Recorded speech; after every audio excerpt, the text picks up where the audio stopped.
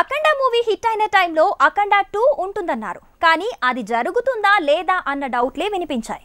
కానీ ఆ డౌట్లకు gate close చేస్తున్నాడు బోయపాటి సీను. సీక్వెల్ ప్లానింగ్ లో తానుంటే F4 ప్లానింగ్ షురూ చేశాడు అనిల్ రావిపూడి.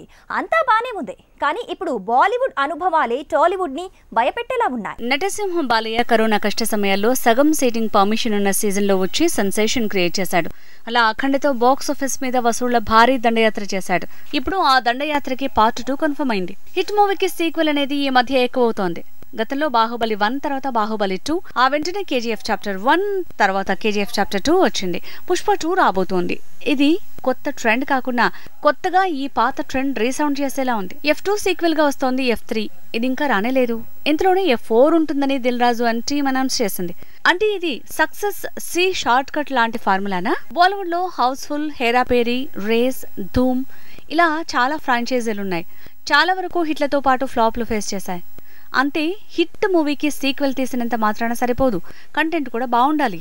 ఏ మాత్రం అటిటైనా కలిసొచ్చిన ఫార్ములానే బెడిసి కొట్టే ఛాన్స్ ఉంది. బాలీవుడ్ స్టైల్ అనలేం, కానీ సౌత్ లో మాత్రం సీక్వెల్స్ సక్సెస్ రేటు బీట్ పెరుగుతూనే ఉంది.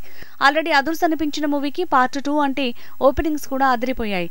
అదే ఆశించి అంతా హిట్ ఫార్ములానే సీక్వెల్ ప్లాన్ చేస్తూ ఉన్నారు.